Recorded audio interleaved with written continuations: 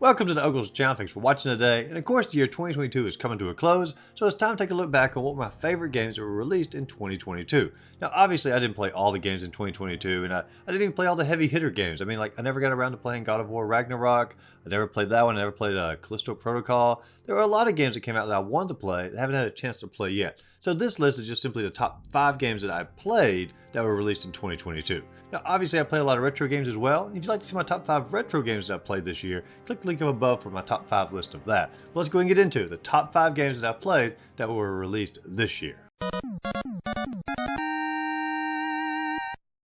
In 5th place, we have Conan Chop Chop. Now, I'm not like a huge Conan the Barbarian fan or anything like that. I mean, I know a little bit about the movies and the comics and the character in general, but I would never download this game just based upon like, oh man, a Conan game. I came across it because I just really loved the way the action looked in this game. It's a top-down action roguelike game, and of course you can play as Conan or one of the other 3 warriors here, and you can team up with up to 4 friends as you play through it, but it's basically just one square at a time. You defeat all the enemies, it opens up another square, and there's an overworld, and of course you go into different dungeons, and there are 4 main dungeons that you go into, defeat these actual bosses. They're a ton of fun to play through, and you get all these different power-ups, and of course some of them are temporary, some of them are going to be more permanent power-ups, like any roguelike game when it comes to that.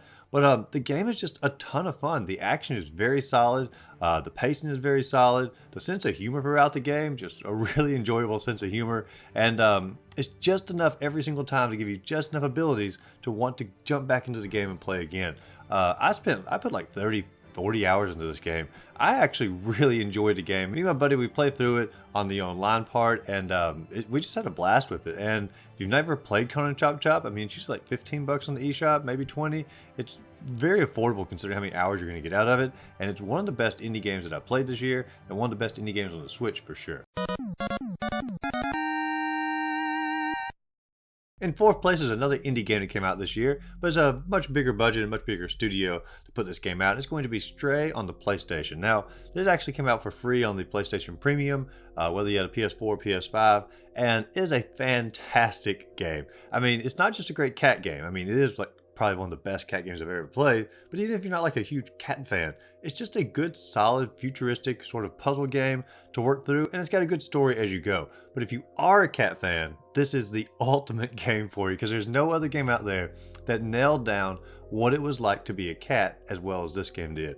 All the little stuff like knocking things off of shelves, or just knocking paint cans off the edge, or just the curiosity of a cat, or rubbing up against the owner's leg. I mean, there's so many things that are just so cat-like in this game that it just nailed it down perfectly when it came to that.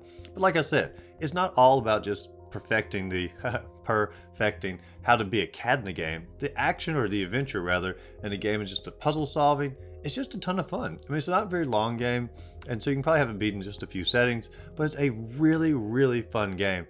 And if you've never played Stray, I think this is the perfect time to play it, maybe over the holidays or something like that, because it's even a fun game to just watch someone play. So maybe gather together with your family or your friends and just sort of go through the game together, and I think you'll have a really fun time with it. But Stray, number 4 for the year. In 3rd place is yet another indie game. Clearly, I was really big on the indie games this year, and this is one I was really looking forward to. It got announced last year, and I just couldn't wait for it to come out, and that was Shredder's Revenge, and it's pretty much on all the systems here. You know I'm a huge Turtles fan, and this game is like the ultimate Turtles game that was made for fans. I'm not going to say it's the best Turtles game out there, because I'm a fan of some of the other ones a little bit, but this is the one that has the most fan service of any of the Turtles games, because throughout the entire game there's so many little inside turtle jokes or so many references to the cartoons, and it's just a walk down memory lane. Fantastic when it comes to that. It's definitely going to be more the style of the beat 'em up, which is what most Turtle fans would want in a game anyway, and they really perfected it. They took like the Turtles in Time formula and just updated different upgrades and different moves, and just made the game better in pretty much every way. It is one of the best Turtle games you could ever play, and for the vast majority of players, I'd say it's probably the best Turtle game ever made.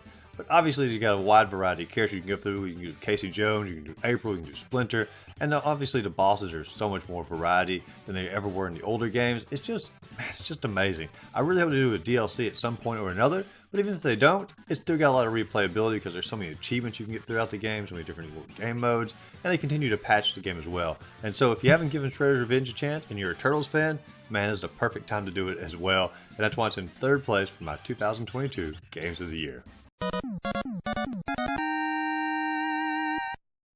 In second place, we're going to venture away from the indie games a little bit, and I'm probably going to have a lot of disagreement on this placement, but it's going to be Pokemon Violet for Nintendo Switch. Now, I know some people really hated this game, and if you look at the Metacritic score for fans or for users of the game, I mean, they completely destroyed this game. It has, like, last time I checked, like a 2 point something.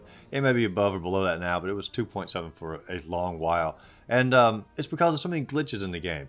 However, if you look past the glitches, this is like one of the most fun Pokemon games I have ever played. Like, it seriously took me back to like my childhood playing Generation 1, Generation 2. I mean, I was just having a blast going through it. There's actually multiple storylines you go through. You got the gym storyline, you got the Titan storyline, you got the Star Badge storyline. I mean, there's just so much variety you can go through on the game here. And I love the open world aspect where you get to sort of choose your own adventure and how the Pokemon are all just sort of journeying around. It's like they took the best aspects of Pokemon Legends and put it into a traditional Pokemon game, which is exactly what I wanted out of a Pokemon game. Did it lag? Of course it lags sometimes, but I love retro games. I'm sort of used to that lagging. Did it glitch? Yes, it glitched sometimes, but once again, I play all kinds of indie games. I'm used to some of those glitches. I mean, there's a lot of stuff that happened in the game, but it was never like game breaking to me. And I know that's enough to turn some people off because they're like, well, there's a big AAA studio that shouldn't have that kind of stuff in it. And yeah, I agree, it probably shouldn't have that stuff in it. However, did I have fun playing this game? I had a blast playing the game, and I can't help but put it as number 2 for the year because I just had so much fun with it, and I put a ton of hours into it as well. So for me, number 2 of the year is going to be Pokemon Violet, or if you got it Scarlet, they're pretty much the same game as Pokemon has done pretty much forever. In first place, we have Elden Ring, and if you watched the channel much, I mean, you knew Elden Ring was going to be in first place.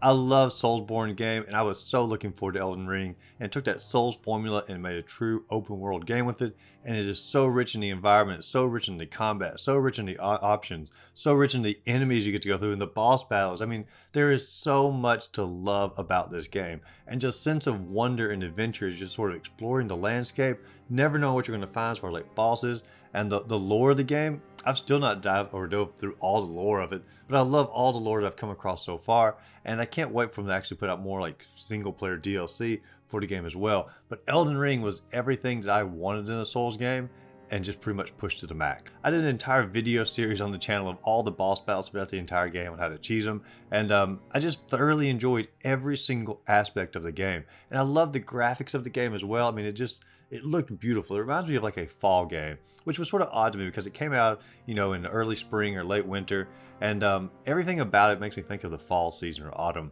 And I've actually been wanting to go through it again in this particular season. I guess I'm a little bit late now since it's almost Christmas, but fall is one of my favorite seasons, and I love that the game tends to focus on what I think anyway of that season. And I love the atmosphere of that part of the game, but also the music in the game. The music doesn't really get a lot of credit in the game because it's a very quiet game in a lot of cases.